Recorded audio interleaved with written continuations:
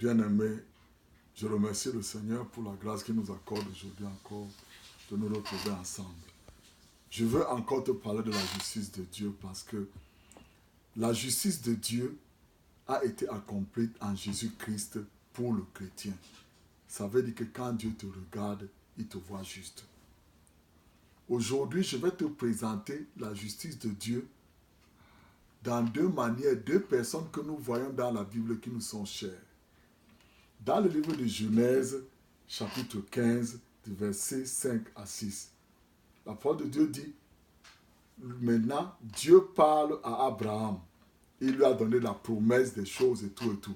Et Abraham lui dit, comment que ça va se passer? Et Dieu lui dit. Puis Dieu le fit sortir de sa tente et lui dit, contemple le ciel et compte les étoiles, si tu en es capable. Et il ajouta, tes descendants seront aussi nombreux qu'elle. Abraham fit confiance à l'Éternel et à cause de cela, l'Éternel le déclara juste. Je vais aussi lire maintenant dans Romains 4, verset chapitre 2, Romains 4, verset 2 à 8. Il dit, si a été déclaré juste en raison de ce qu'il a fait, alors certes, il peut se vanter, mais ce n'est pas ainsi que Dieu voit la chose. En effet, que dit l'Écriture? Abraham a eu confiance en Dieu et Dieu, en portant sa foi à son crédit, l'a déclaré juste. Si quelqu'un accomplit un travail, on lui compte un salaire, non pas comme si on lui faisait une faveur, mais d'après ce qui lui est dû. Et si quelqu'un n'accomplit pas l'œuvre, mais place sa confiance en Dieu, qui déclare juste les pécheurs, Dieu le déclare juste en portant sa foi à son crédit.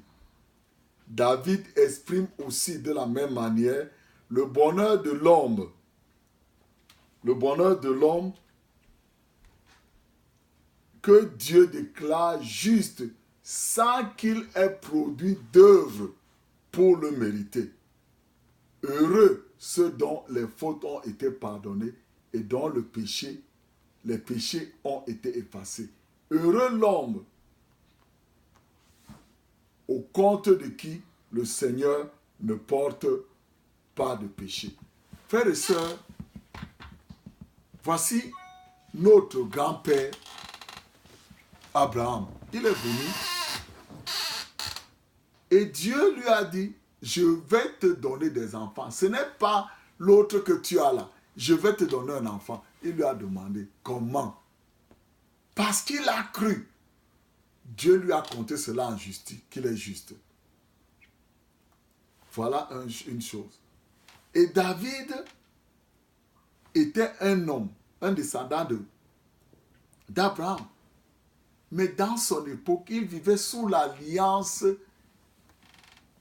d'une autre alliance de la loi, qui faisait que le matin à 9h, on devait sacrifier un animal et à 15h, on devait sacrifier un autre. C'est pendant ce temps-là que tu étais juste. Voilà pourquoi David, quand il a péché, Dieu lui a pardonné, mais il a payé les conséquences de son péché.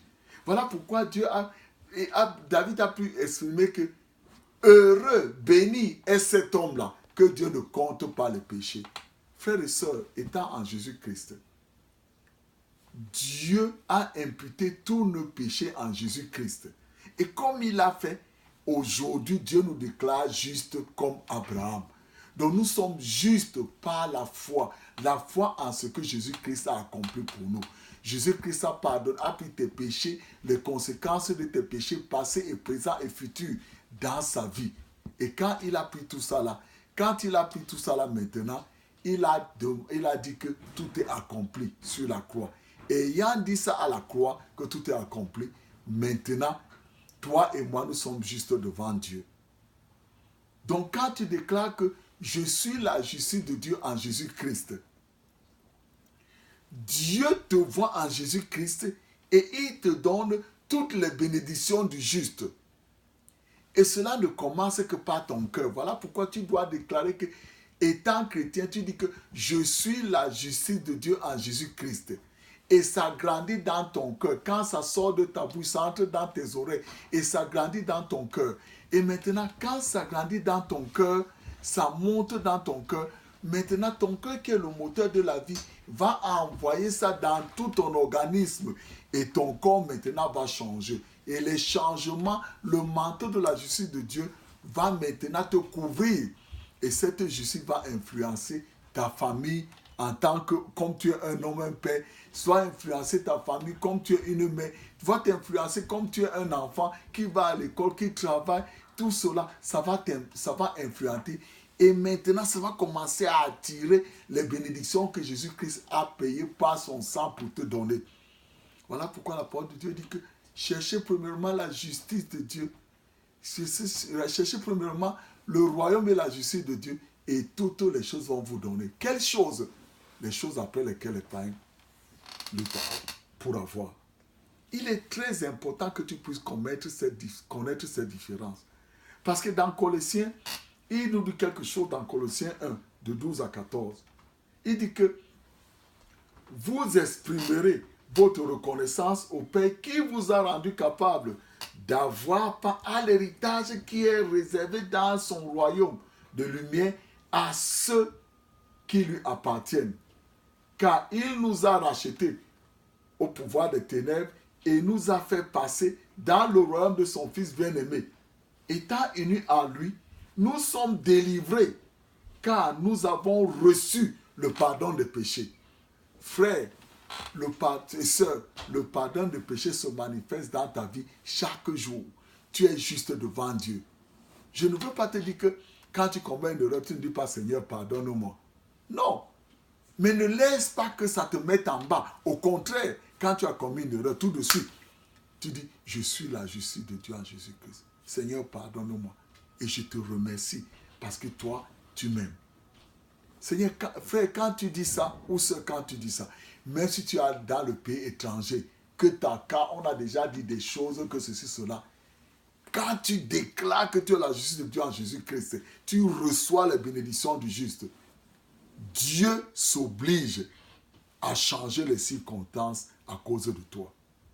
Je te le dis parce que ce que tu vis, tu le vis parce que tu es encore dans la condamnation de tes péchés. Mais Jésus a appris la condamnation. Si tu n'as pas encore accepté Jésus-Christ comme ton sauveur personnel aujourd'hui, accepte-le, dis-lui Seigneur Jésus, j'ai péché dans ma vie. Mais Seigneur, aujourd'hui, j'ai appris que tu es mon sauveur. Tu es venu pour prendre tous mes péchés, passé et présent, et tu m'as pardonné. Maintenant, je t'accepte comme mon sauveur personnel. Si tu acceptes Jésus comme ton sauveur personnel maintenant, je prie que le Seigneur te conduise dans une bonne église où on ne t'apprend pas à te condamner, mais on t'apprend que Jésus-Christ est mort pour toi, pour te donner les bonnes choses dans cette vie. Que le Seigneur te bénisse cette semaine et je prie que le Seigneur te guide cette semaine. Au nom de Jésus. Amen.